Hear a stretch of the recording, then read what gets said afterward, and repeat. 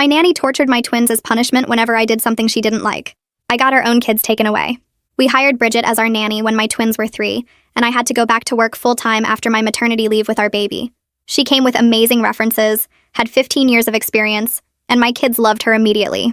She was Mary Poppins for the first 6 months, teaching them songs, doing crafts, taking them to the park. I paid her well above market rate because she was so good with them and always flexible when I had to work late. Everything changed when I had to deny her request for a 2-week paid vacation to go to Italy with her boyfriend. I explained that our contract included 1 week paid vacation after a full year, and she'd only been with us 8 months. She said she understood, but her whole attitude shifted after that. The kids started having more tantrums, which was weird because they'd been past that phase. My son James suddenly became scared of the dark again, and my daughter Lucy started wetting the bed. I asked Bridget if anything had changed at home while I was at work, and she said they were probably just going through a phase. She suggested maybe I wasn't giving them enough attention since I worked so much. That stung, but I figured she might have a point, so I tried leaving work earlier. Then I had to miss the nanny's birthday because of a major presentation at work. I'd left a card with a bonus and apologized profusely. The next day, both twins came down with stomach aches that mysteriously disappeared the moment Bridget left for the day. This pattern continued where every time I did something that annoyed Bridget, my kids would have a terrible day right after. If I was late getting home, the kids wouldn't get their afternoon snack. If I forgot to stock her favorite coffee, the kids would be put in timeout for hours. If I questioned any of her methods, the kids would suddenly lose privileges like their tablets or favorite toys. I started noticing the correlation but had no proof. The twins were too young to articulate what was happening, and Bridget always had explanations. She'd say James didn't eat his lunch, so no snack, or Lucy was talking back, so she needed time out. It sounded reasonable, but something felt wrong. The breaking point came when I had to cancel Bridget's requested raise after our car broke down, and we needed the money for repairs. I'd promised to revisit it in 3 months, but she was furious, saying I didn't value her. The next day, I came home early with a migraine and found both twins sitting in timeout facing the wall while the baby cried in his crib. Bridget was on the couch scrolling her phone. She jumped up when she saw me and said the twins had just been put in timeout 5 minutes ago for fighting. But James whispered they'd been there since lunch, and it was now 3 in the afternoon. Bridget heard him and gave him a look that made him go silent. I pretended everything was normal, but installed a nanny cam in the living room that week without telling her. What I saw made me sick. Whenever Bridget was mad at me, she'd take it out on the kids. If I texted her about schedule changes, she'd take away their toys and make them sit in silence. If I didn't buy her the expensive organic groceries she requested for herself, she'd give the kids plain bread for lunch while she ate their actual meals. When I worked late, she'd put them to bed 2 hours early without dinner, telling them mommy didn't care enough to come home. She'd make them do exercises as punishment, having 3-year-olds do wall sits until they cried. She'd tell them that mommy loved work more than them. That's why she was never home. The worst part was she was sweet as pie when she was happy with me, giving them treats and extra playtime, creating this sick cycle where the kids' happiness depended on whether I'd pleased the nanny. I wanted to fire her immediately but needed more evidence of the pattern. That's when Bridget made a mistake. She brought her own kids to work one day because their school was closed. Her children were 8 and 10, old enough to understand what they were seeing. Bridget spent the day barking orders at my twins while letting her kids eat all our snacks and play with my children's toys. When my twins asked for lunch, she told them they had to wait until her kids were done eating. Her daughter Mia looked uncomfortable the whole time. The next day, Mia called me from her mom's phone while Bridget was in the bathroom. She said she'd seen her mom be mean to my babies and it wasn't right. She said her mom did the same thing to other kids she'd nannied before, and that's why they kept having to find new families. Mia said her mom would come home and brag about how she trained parents to treat her better by making their kids miserable. She said her mom kept a notebook where she tracked what she did to kids based on what their parents did wrong. Mia was tired of it and wanted it to stop. I kept Mia on the line and asked her to tell me everything about the notebook. My hands shook as I held the phone. She said her mom kept it in her purse and wrote in it every night.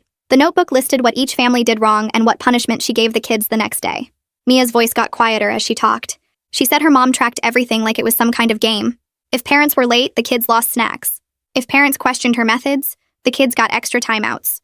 Mia had seen the notebook dozens of times because her mom left it on the kitchen table sometimes. She said there were entries going back years with different family names at the top of each section.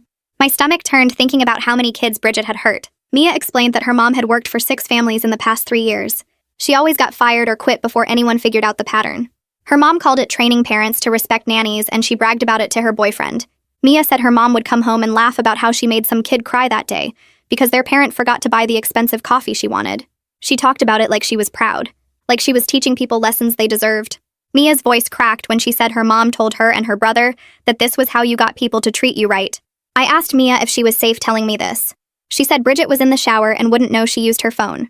Mia gave me her school name and said I could reach her through the counselor's office if I needed to talk to her again. She made me promise not to tell her mom that she called. Then she hung up before I could say anything else. I stood there staring at my phone for a full minute. My heart pounded so hard I could hear it in my ears. I pulled up my contacts and called Dario. He was on a business trip in Chicago and probably in meetings. The phone rang 4 times before he answered. I told him everything in one long rush. The nanny cam footage, Mia's call, the notebook, all of it. He thought I was overreacting at first. He said maybe I was stressed and seeing patterns that weren't really there. That made me so angry I almost hung up on him. I told him to shut up and listen. I described what I'd seen on the videos. The timeouts that lasted for hours. The kids sitting against the wall while Bridget scrolled her phone. The plain bread lunches while she ate their real food. The way she told them I didn't love them enough to come home. Dario went quiet on the other end. Then I heard him breathing hard like he was trying not to cry. He said he'd book the next flight home. He told me he'd be back by tomorrow morning. His voice changed completely. He wasn't dismissing me anymore. He told me to take the kids to my mom's house tonight and not let Bridget know anything was wrong yet. He said we needed to be smart about this. If Bridget suspected we knew, she might destroy the notebook or hurt the kids worse. I agreed and hung up. Then I had to go downstairs and act normal. I packed bags for the kids while they played in their room. I threw in pajamas, clothes for a few days, their favorite stuffed animals. My hands kept shaking as I folded their little shirts. Bridget was in the kitchen making herself a snack when I came down with the bags. I told her I was taking the kids to my mother's for a few days because she wasn't feeling well and needed help. Bridget's face went cold. Her whole expression changed in a second. She stared at me with this look that made my skin crawl. She probably realized she was losing access to her revenge targets. She asked when we'd be back. I said I wasn't sure, maybe a week. She just nodded and turned away. I got the kids in the car as fast as I could. James asked why we were going to Grandma's house on a school night. I told him Grandma missed them and wanted to see them. Lucy was excited because Grandma always had cookies. The drive took 30 minutes and I kept checking my rearview mirror like Bridget might follow us. At my mom's house, I got the kids settled with a movie. Then I showed my mom the nanny cam footage on my laptop. She watched in complete silence. Her face got paler with each video. When I showed her the one where Bridget told the twins I didn't love them, my mom started crying. She said we needed to call the police right away. I convinced her to wait until Dario got home, so we could handle this properly with evidence. We needed to make sure everything was documented and organized. We couldn't mess this up. That night, I couldn't sleep. I lay in my mom's guest bed staring at the ceiling until 2 in the morning. Then I got up and went through all the nanny cam footage from the past month. I sat at my mom's kitchen table with my laptop and a notebook. I documented every instance of abuse with timestamps and descriptions. Extended timeout from 12:15 to 3:30 on Tuesday. No afternoon snack on Wednesday after I texted about schedule change. Bread only for lunch on Thursday. Early bedtime without dinner on Friday. The list went on for pages. Reading back through my notes made me sick. I'd let this happen to my babies for weeks. The next morning, Dario arrived at 6. He looked awful like he hadn't slept on the plane. I showed him some of the footage. He sat at my mom's kitchen table and watched Bridget tell the twins that Mommy and Daddy didn't love them enough to come home. He broke down crying right there. His whole body shook as he sobbed. I'd never seen him cry like that. He kept saying he was sorry. Sorry for not believing me at first. Sorry for traveling so much. Sorry for not being there. We sat together for a long time just holding each other. Then we had to figure out what to do next. We decided to contact Child Protective Services first before going to the police. Mia and Remy were still living with Bridget. I was scared that if we just got Bridget arrested, her kids might end up in a worse situation. They needed protection too. Dario agreed. We looked up the CPS number and I made the call right there from my mom's kitchen. The woman who answered the door at my mom's house that afternoon looked like she'd seen everything. Natalia Russo introduced herself as the CPS investigator assigned to our case. She wore plain clothes and carried a leather bag that looked worn from years of use. She shook hands with me and Dario and asked if we could sit somewhere private to talk. We led her to my mom's dining room while my mom took the kids to the backyard to play. Natalia pulled out a tablet and a notepad.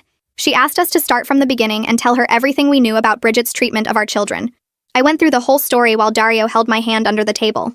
Natalia took notes and asked specific questions about dates and times. She wanted to know exactly when the behavior changes started in James and Lucy. She asked about the nanny cam and whether Bridget knew about it. When I said no, Natalia nodded and said that was good because it meant the footage showed Bridget's actual behavior. Then I showed her the videos on my laptop. We sat there for over an hour while Natalia watched clip after clip. Her face stayed calm, but I could see her jaw tighten when Bridget told my kids I didn't love them. She paused the video when Bridget made James do wall sits until he cried. She asked me to send her copies of all the footage. She also wanted my documentation log with all the timestamps and descriptions. Natalia closed her tablet and looked at both of us. She said this was clearly a case of psychological abuse and possible neglect. She explained that what made this particularly bad was the systematic nature of it. Bridget wasn't losing her temper or making mistakes. She was deliberately hurting children to manipulate their parents. That showed planning and intent. Natalia said she needed to do a welfare check on Mia and Remy at their school the next day. She'd also need to interview James and Lucy separately to document their experiences. I felt sick thinking about my babies having to talk about what Bridget did to them. Natalia must have seen my face because she said she was trained in interviewing young children and would make it as gentle as possible. She asked about the notebook Mia mentioned. I told her everything Mia had said about Bridget tracking punishments and bragging about training parents. Natalia said if that notebook existed, it would be crucial evidence. It would prove this wasn't just about our family, but a pattern of behavior across multiple households. She asked if I had contact information for Mia's school. I pulled out my phone and found the name of the school counselor Mia had mentioned. Natalia wrote it down and said she'd coordinate with the school to interview Mia in a safe place where Bridget wouldn't know. She wanted to make sure Mia felt protected and wouldn't face retaliation from her mother. Natalia stood up and handed me her card. She said she'd be in touch after the school interviews tomorrow. She told us not to contact Bridget or let her know about the investigation yet. We needed to gather all the evidence first before Bridget had a chance to destroy anything or coach her children. I walked Natalia to the door and watched her drive away. Then I went back inside and fell apart. Dario held me while I sobbed. The next morning, I took James and Lucy to their pediatrician. I'd called ahead and explained we needed documentation of possible abuse effects. The doctor had known the twins since birth and was shocked when I told her what had been happening. She took both kids into the exam room one at a time. She checked them over completely and asked them gentle questions about how they'd been feeling. James told her his tummy hurt a lot and he was scared of the dark now. Lucy said she'd been wetting the bed and didn't know why. The doctor documented everything in their charts. She noted the anxiety symptoms and the regression in behavior. She wrote that Lucy's stomach issues appeared to be stress-related with no physical cause. She said these symptoms were all consistent with ongoing psychological trauma in young children. She gave me copies of her notes and said she'd be happy to testify if needed. I thanked her and took the kids back to my mom's house. 2 days went by with no word from Natalia. I couldn't sleep or eat. I kept checking my phone every 5 minutes. Dario had to go back to work, but he called me every hour to see if I'd heard anything. Finally, on the third day, Natalia called. She said she'd interviewed Mia at the school that morning. Mia had confirmed everything, including the existence of the notebook. She'd even told Natalia where Bridget kept it hidden in her bedroom closet. Mia had also given Natalia the names of 2 previous families Bridget had worked for. Natalia said she was going to try to contact those families to see if they'd be willing to talk.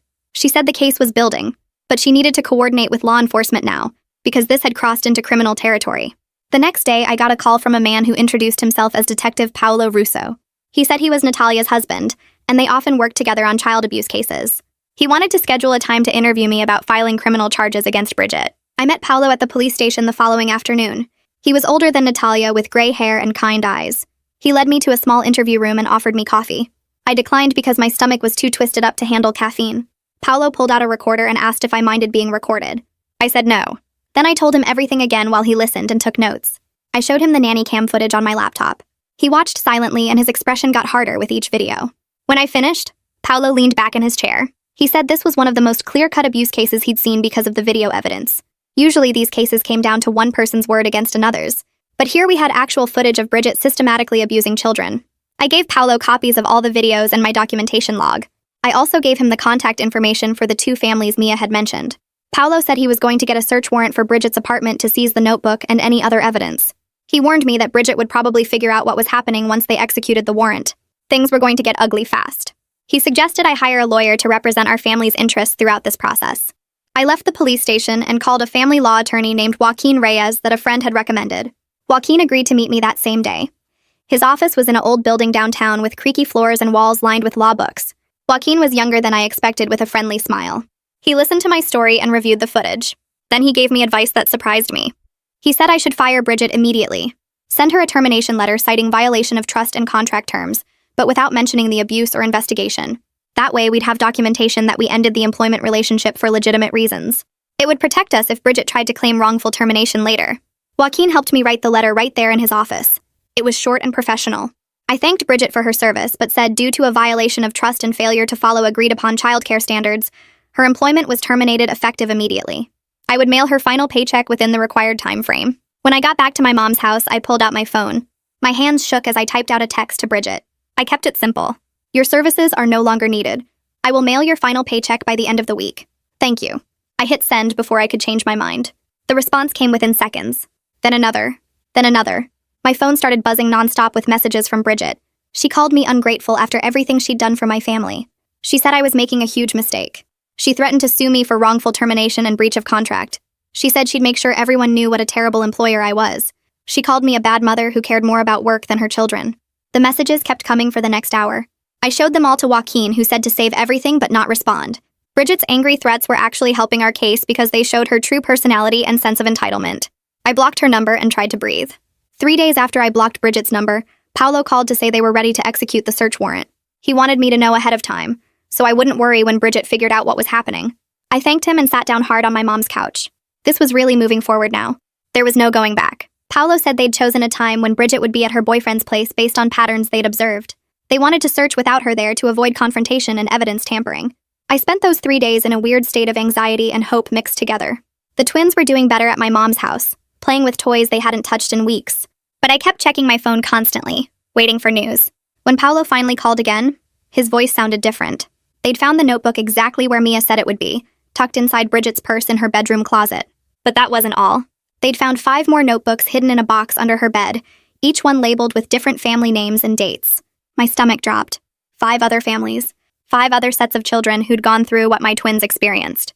Paolo said he needed me to come to the station to review the notebook with my family's name on it. I drove there with Dario, my hands shaking on the steering wheel the whole way. The notebook sat on Paolo's desk in a clear evidence bag. It looked so normal. Just a regular spiral notebook with a blue cover. Paolo put on gloves and opened it carefully, turning pages so I could see. The first entry was dated 2 weeks after I'd denied Bridget's vacation request to Italy. She'd written about how I clearly didn't respect her time or her needs, and that I needed to learn that nannies weren't servants. The next entry detailed her plan. She wrote that the most effective way to train parents were through their children because parents would do anything to make their kids happy. She'd identified my weak points from conversations we'd had. I worked long hours and felt guilty about it. I worried constantly about being a good mother. I wanted my kids to be happy and well-adjusted. Bridget wrote that she could use all of this against me. The entries got worse as I kept reading. Each one started with something I'd done that annoyed her, followed by what punishment she'd given the twins, and then notes about whether it had changed my behavior. Late pickup Tuesday meant no afternoon snack for James and Lucy. Result was that I apologized profusely the next day and brought her expensive coffee as a peace offering. Questioned her timeout method on Thursday meant taking away the twins' tablets for the whole weekend. Result was that I stopped questioning her methods and started doubting my own parenting instincts. Forgot to buy her organic yogurt meant giving the twins plain bread for lunch while she ate their chicken nuggets. Result was that I started keeping detailed grocery lists and never forgot her requests again. She'd turned my children into tools to manipulate me. Every punishment was calculated to make me more compliant, more eager to please her, more willing to give her whatever she wanted. Paolo turned to another section where Bridget had written out her actual rules. Parent arrives late equals no snack for children. Parent questions nanny methods equals extended timeout or loss of privileges. Parent forgets nanny's requested items equals reduced meals for children. Parent works late equals early bedtime without dinner. Parent denies nanny requests equals psychological manipulation, telling children their parents don't love them. She'd made a game out of torturing 3-year-olds.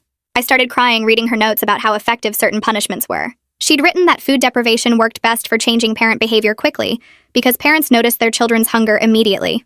She'd noted that psychological manipulation took longer, but created deeper compliance because parents started believing they were actually bad parents who needed the nanny's guidance. Dario had to leave the room. I heard him in the hallway making sounds like he was going to be sick. Paolo gave me a moment to collect myself before showing me the other notebooks. Each one followed the same pattern. Bridget would start out perfect with a new family. Then something would happen that made her angry, and she'd begin her systematic abuse of the children to train the parents. The Livingston family notebook showed she'd worked for them for almost a year. Bridget had been furious when Mrs. Livingston got pregnant and told Bridget she'd need to help with the new baby without additional pay since it was part of the same family. Bridget wrote that she'd make the oldest daughter so difficult that Mrs. Livingston would either pay more or fire her. The entries detailed months of abuse where Bridget locked the little girl in bathrooms, told her that her parents were replacing her with the new baby, and made her do exercises until she collapsed. Another family had denied Bridget a raise after 6 months. Bridget spent the next 3 months making their son terrified of her, documenting how she'd perfected the art of hurting children in ways that didn't leave visible marks. She wrote about pinching them in soft areas, pulling their hair while pretending to brush it and squeezing their arms hard enough to hurt, but not bruise. Paolo showed me entries where Bridget bragged about never getting caught. She wrote that parents were so desperate for good childcare and so guilty about working that they'd believe almost any explanation she gave for their children's behavior changes. She noted that making children think the abuse was their own fault was crucial, because then they wouldn't tell their parents what was really happening. The notebook with my family's name had entries right up until the day before I fired her. The last entry said she was planning to escalate because I'd canceled her raise. She wrote that she'd start leaving the twins alone for longer periods, and maybe introduce some physical punishments since the psychological ones weren't making me cave fast enough on the money issue. Reading that made me feel sick all over again. If I hadn't installed that nanny cam when I did, if Mia hadn't called me, Bridget would have hurt my children even worse. Paolo closed the notebooks and looked at me with this expression I couldn't quite read. He said these were some of the most detailed evidence of systematic child abuse he'd ever seen. Most abusers didn't document their actions like this. Bridget had been so confident she'd never get caught that she'd kept meticulous records of everything she'd done. He said the notebooks mentioned 5 families plus mine, which meant 6 families total who could potentially press charges. Paolo had already started contacting the other families based on the names and details in the notebooks.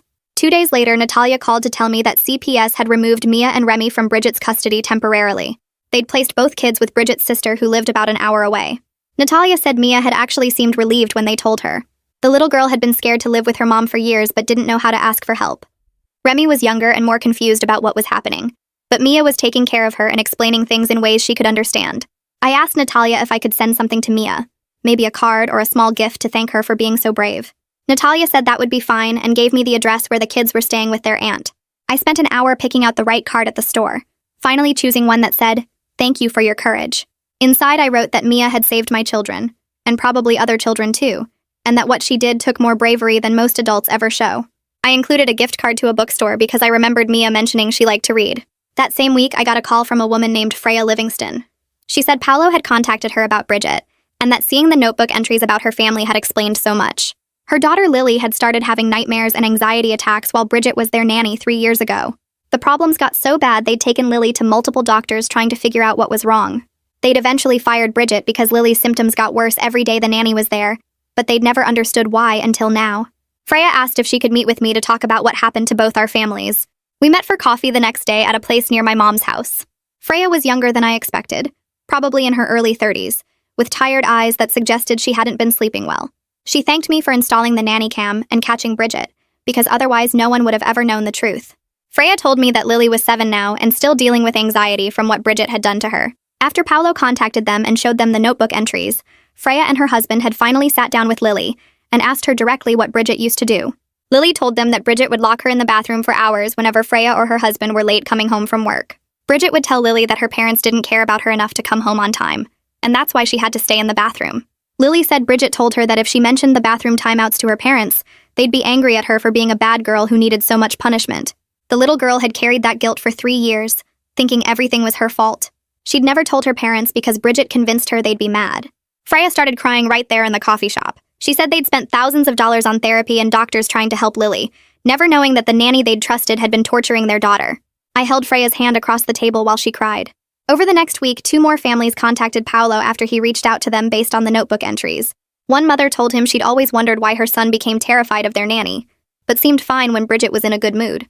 Now she understood it was because Bridget's mood determined whether her son would be abused that day or not.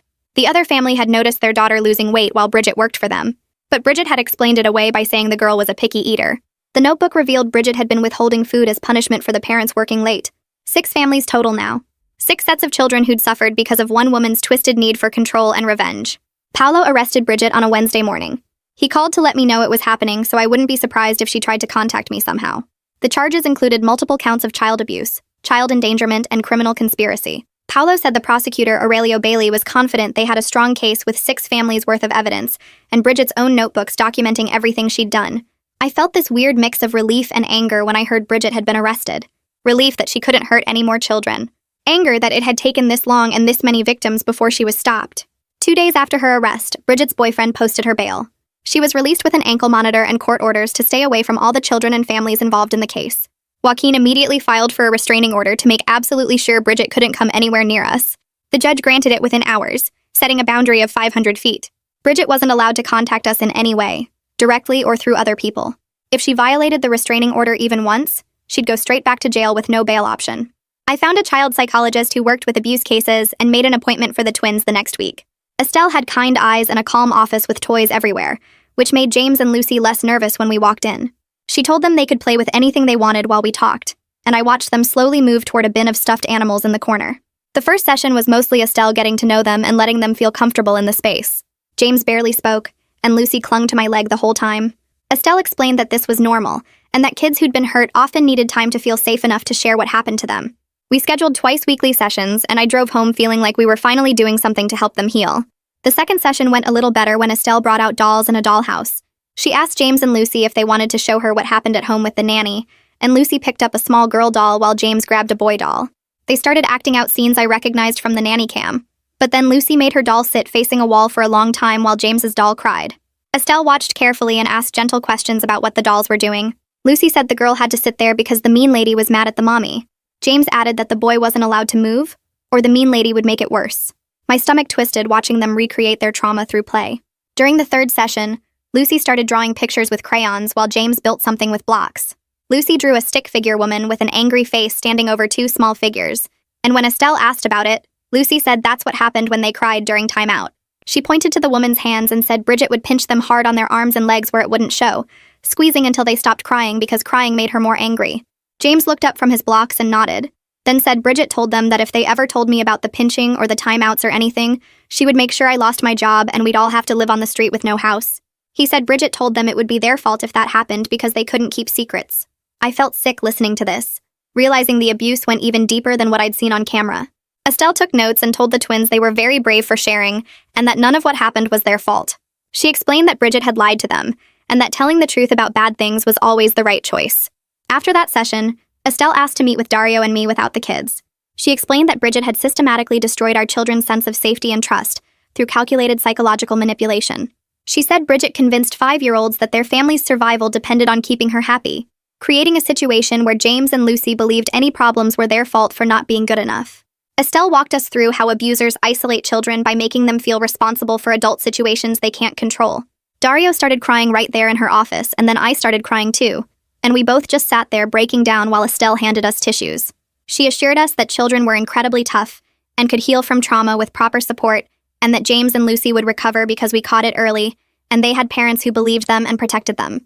She said the twins would need ongoing therapy for probably a year or more, but she'd seen kids bounce back from worse situations.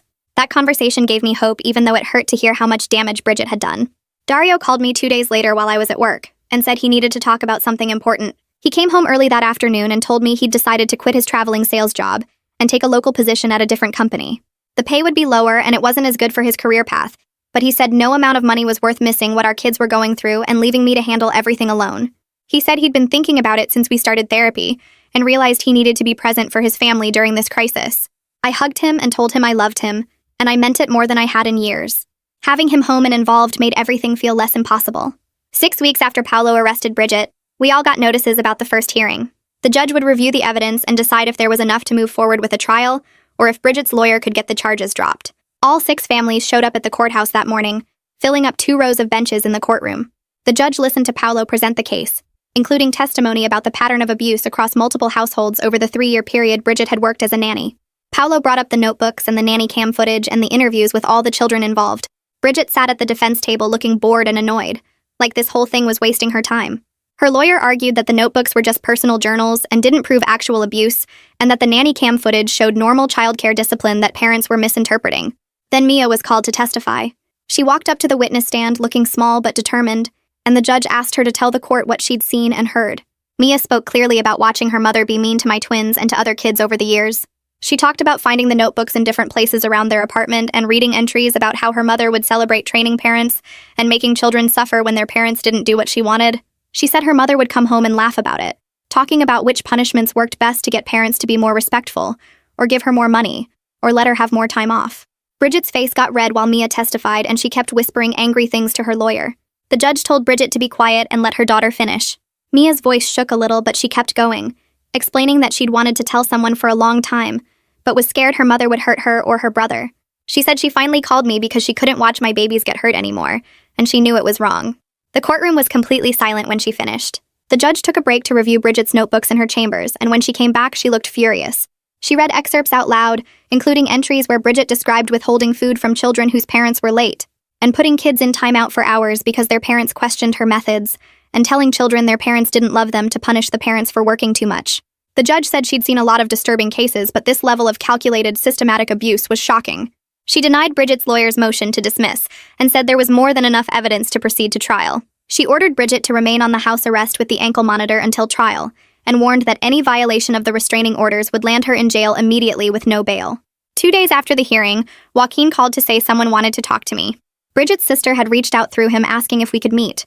She said she wanted to adopt Mia and Remy permanently, and needed to explain some things about Bridget's history.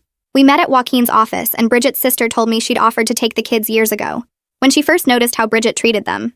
But Bridget refused because she used the childcare money from the state to fund her lifestyle and pay for trips and expensive things. She said Bridget had always been controlling and mean, even as a kid, but having children gave her new targets for her anger. The sister had been trying to get custody for a while, but didn't have enough proof that Bridget was unfit until now. She thanked me for coming forward and said Mia and Remy deserved a safe home where nobody would hurt them. I met with Bridget's sister a few more times over the next couple weeks to make sure she was really serious about taking the kids permanently. She showed me her house and explained how she'd set up separate bedrooms for Mia and Remy. She had steady work as a dental hygienist and owned her home outright, so money wouldn't be tight like it was with Bridget. She told me she'd been watching Bridget treat those kids badly for years, but couldn't do anything without proof. Now that CPS was involved and Bridget was facing criminal charges, she finally had a real shot at getting them away from their mother for good. Natalia visited the aunt's house several times to check on Mia and Remy during the temporary placement. She called me after one visit to say the kids were doing better than she'd seen in any case she'd worked. Mia was sleeping through the night without nightmares. Remy was eating regular meals and gaining weight. The aunt had enrolled them in a new school where nobody knew about their mother's arrest, giving them a fresh start. Mia told Natalia during one of these visits that she felt safe for the first time in years. She said she used to lie awake at night worrying about what her mom would do to the kids she watched, feeling guilty that she couldn't stop it. Now she could sleep knowing her mom couldn't hurt anyone anymore. Mia also said she didn't want to go back to her mother, not ever. She asked Natalia if she could stay with her aunt forever, and Natalia promised she'd do everything possible to make that happen. The court scheduled another hearing to review the custody situation and hear more testimony about Bridget's pattern of behavior. Ronan, the school counselor from Mia's previous school, testified about changes he'd noticed in Mia over the past year. He said Mia had started showing up to the school tired and anxious around 8 months ago. She'd stopped participating in class activities she used to enjoy. Her grades had dropped from mostly A's to C's and D's. Ronan had called Mia into his office a few times to check on her, and she'd hinted that things were bad at home, but was too scared to give details. He said he'd documented his concerns and reported them to CPS, but without specific allegations of abuse, they couldn't investigate. Now he understood that Mia had been living with the stress of watching her mother hurt children, and knowing she couldn't tell anyone. Ronan said he wished he'd pushed harder to find out what was wrong, but Mia had been terrified of her mother finding out she'd talked to anyone. The judge thanked Ronan for his testimony and said it helped establish a timeline of when Bridget's behavior had started affecting her own children's well-being. My own kids started showing real improvement around this same time. James and Lucy had been going to therapy with Estelle twice a week since everything happened. At first, they barely talked during sessions, just played quietly with toys while Estelle asked gentle questions. But after about 6 weeks, they started opening up more. James told Estelle that he'd been scared to tell me about Bridget because she said if he did, I would lose my job and we'd have to live on the street. Lucy said Bridget told her that mommy worked all the time because she didn't want to be home with them. These lies had made my kids feel responsible for keeping Bridget happy, so our family wouldn't fall apart. Estelle explained to them over and over that none of what happened was their fault, and that adults should never make kids feel responsible for other adults' behavior. She taught them words to describe their feelings and ways to tell me when something was wrong. The improvement showed at home, too. James stopped being scared of the dark after we put a nightlight in his room, and I started reading to him every night before bed. Lucy's bedwetting mostly stopped once she understood that I would always come home when I said I would. They started laughing and playing again instead of being quiet and nervous all the time. They even asked when they could have another nanny, which Estelle said was a huge sign of healing because it meant they understood that Bridget was the problem. Not all caregivers. I had a meeting with my boss around this time to talk about my work schedule. I explained everything that had happened with Bridget and why I needed to be home more consistently while the twins were recovering. I told him I needed to reduce my hours and arrange a flexible schedule so I could take the kids to therapy and be there for bedtime every night.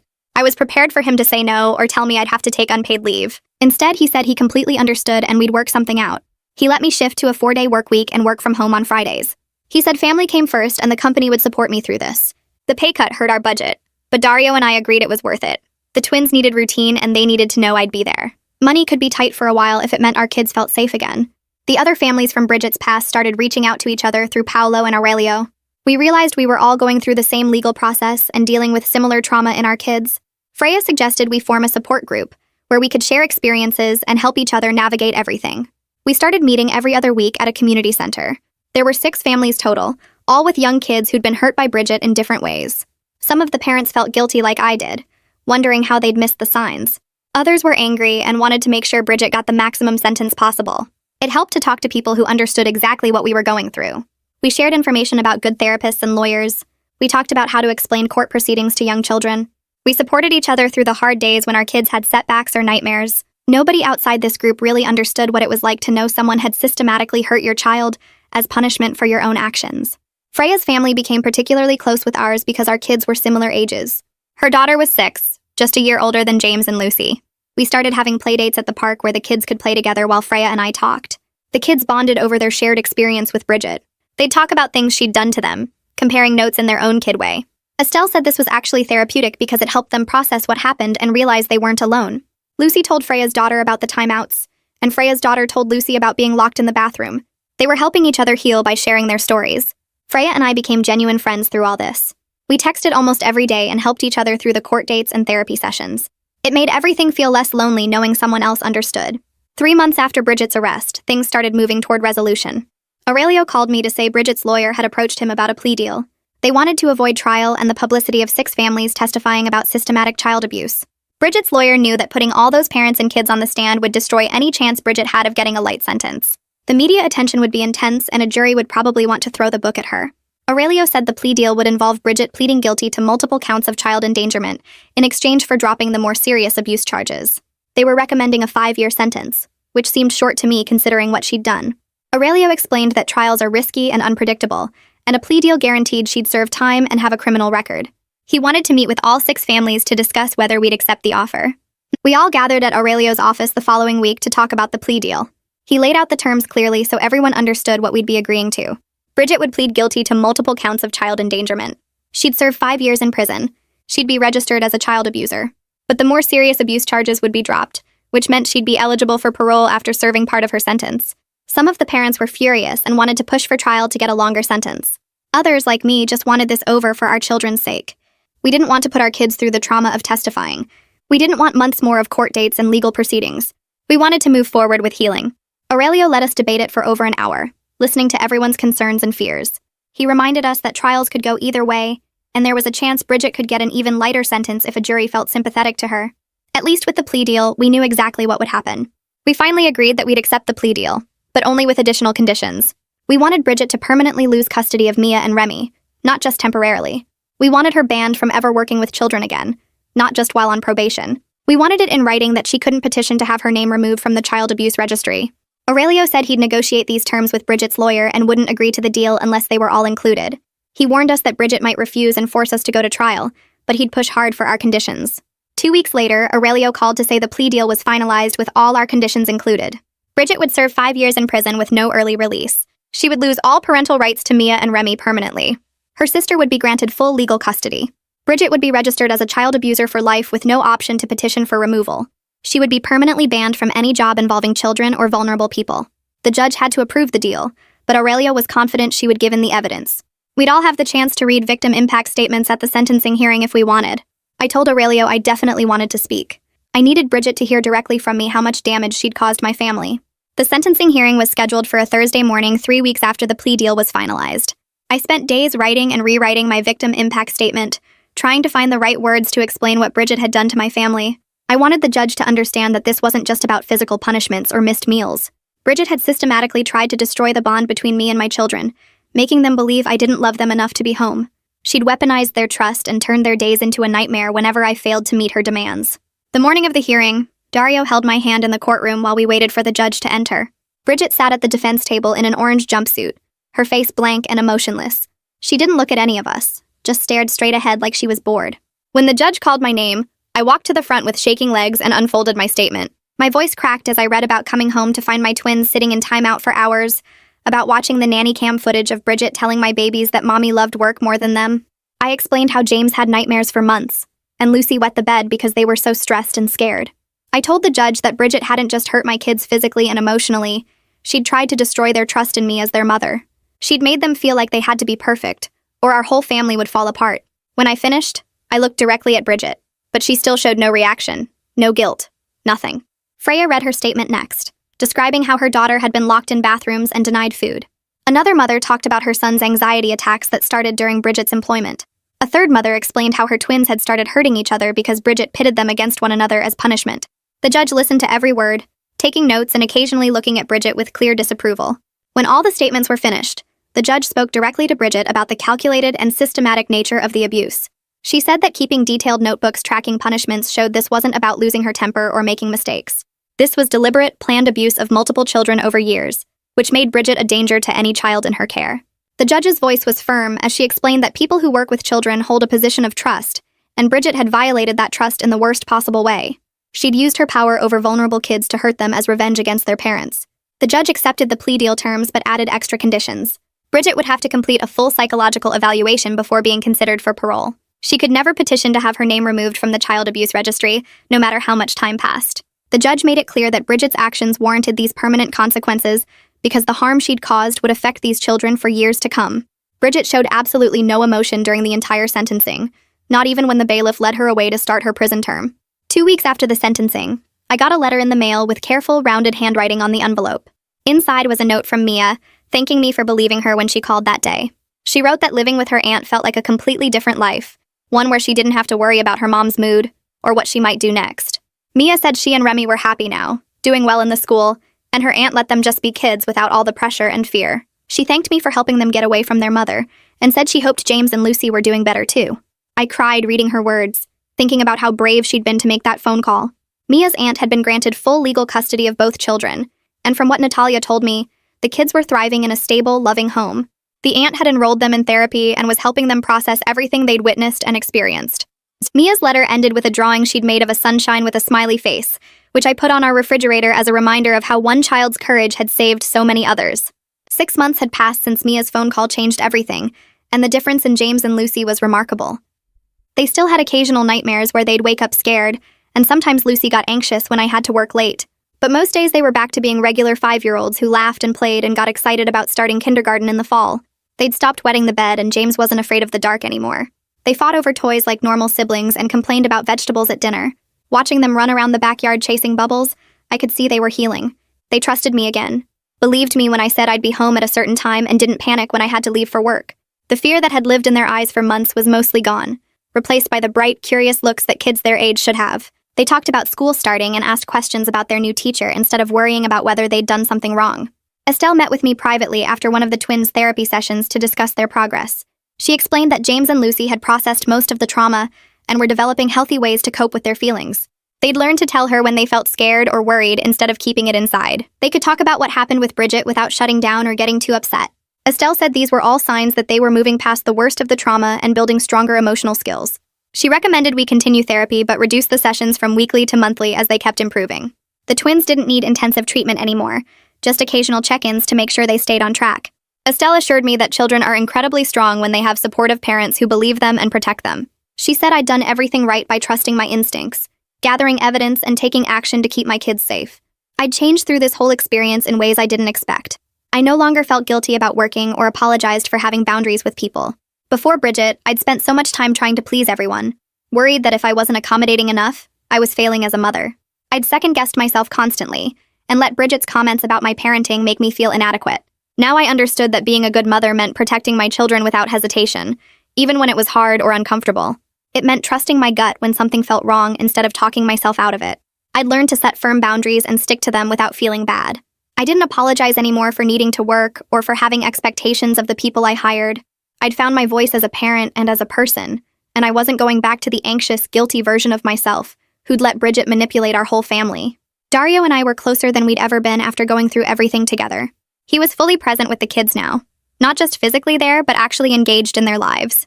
He'd quit his traveling job and taken a local position that paid less, but let him be home for dinner every night. Dario said he regretted all the time he'd missed before, all the moments he'd chosen work over family. But he was grateful he could be there for the kids' healing, and for building the kind of relationship with them that he'd always wanted. We made decisions together now instead of me handling everything alone while he traveled. He knew the kids' schedules, their favorite foods, which stuffed animals they slept with.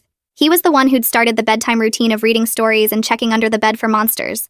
Our marriage felt like a real partnership instead of me managing the home while he focused on his career. We'd learned that we were strongest when we worked together, and that our family had to come before everything else. The support group kept meeting monthly at Freya's house, and we'd moved beyond just sharing our experiences. We started researching childcare regulations and discovered how easy it was for abusers to move from family to family without consequences. Background checks didn't catch people like Bridget who'd never been reported before. References could be faked or came from families who didn't know what was really happening. We decided to do something about it and started working with local legislators on a bill that would require more complete screening for childcare workers. We wanted mandatory training on recognizing and reporting abuse. We pushed for a centralized database where families could report concerns even if they didn't press charges. We met with representatives and shared our stories, explaining how the current system had failed to protect our children. Several legislators were parents themselves and understood immediately why these changes mattered. The bill was making progress through committee, and we were hopeful it would pass by the end of the year. My phone rang one Tuesday afternoon while I was making lunch for the kids. The woman on the other end said her name was Sarah, and she was thinking about hiring a nanny for her 2-year-old twins. She'd found my name through the support group website we'd created, and wanted advice on warning signs to watch for. I sat down at the kitchen table and talked to her for over an hour, sharing everything I'd learned. I told her to trust her instincts if something felt off, to install cameras even if it seemed paranoid, to check in with her kids regularly about how they felt with their caregiver. I explained the patterns I'd missed with Bridget, how the problems always happened after I'd done something she didn't like. I warned her about nannies who tried to make parents feel guilty, or who seemed to have an unusual amount of turnover in their work history. Sarah thanked me repeatedly and said she felt so much more prepared now.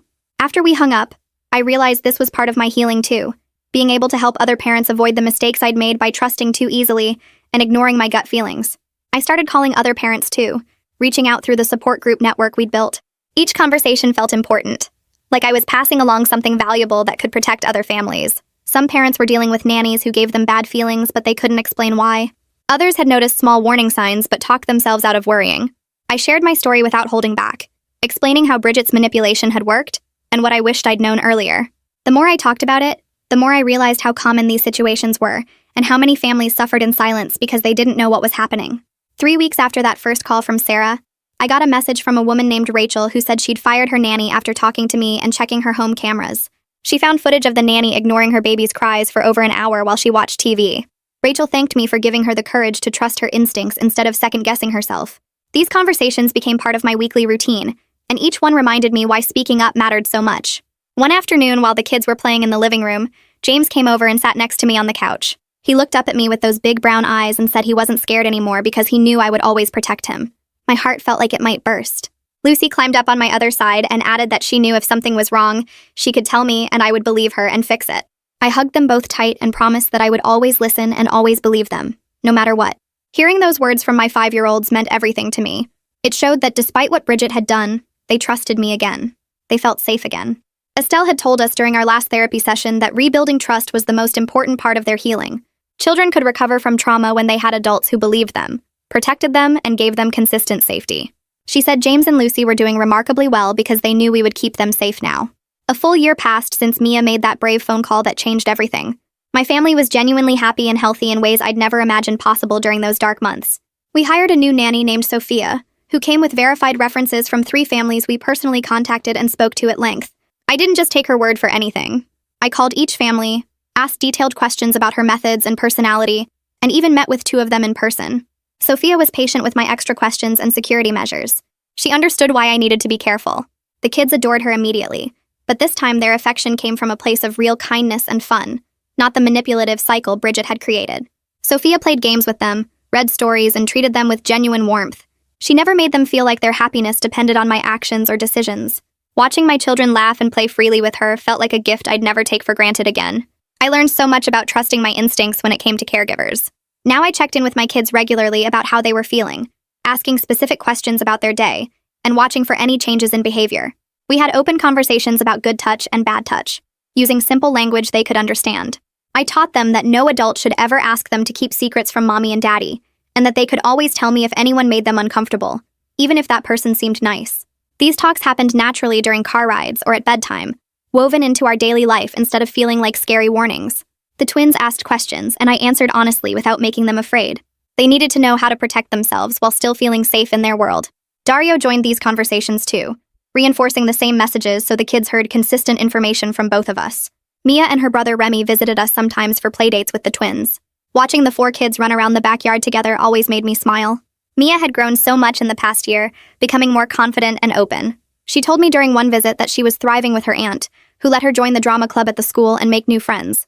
Mia said she wanted to be a social worker when she grew up, so she could help other kids in bad situations like hers had been. Her aunt supported this dream completely, even taking her to volunteer at a community center on weekends. I hugged Mia and told her she was already helping kids by being brave enough to make that phone call. She had saved my children from more trauma and probably saved other children from becoming Bridget's future victims.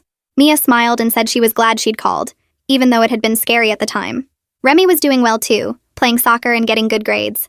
Both kids seemed lighter, happier, free from the weight of living with their mother's anger and manipulation. The legislation we'd been advocating for finally passed after months of meetings and testimonies.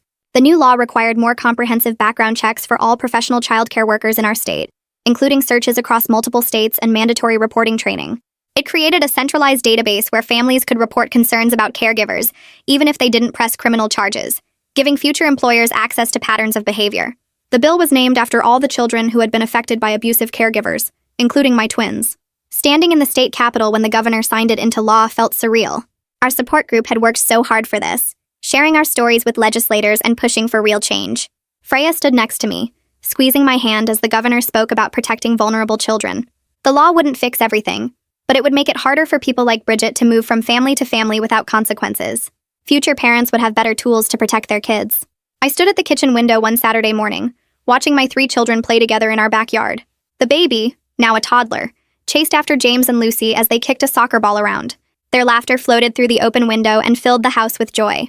I felt overwhelming gratitude wash over me as I watched them, thinking about how different things could have been. Mia's courage to make that phone call had saved my children from further trauma, and probably saved countless other children from becoming Bridget's future victims. If Mia hadn't been brave enough to speak up, Bridget might still be working as a nanny somewhere, hurting other kids and manipulating other families. The thought made me shiver. But Mia had been brave, and now my kids were healing and happy. They were safe. They knew they were loved. They trusted that Dario and I would protect them no matter what. Life was genuinely good now. My kids were happy, healthy, and safe in ways that mattered more than anything else.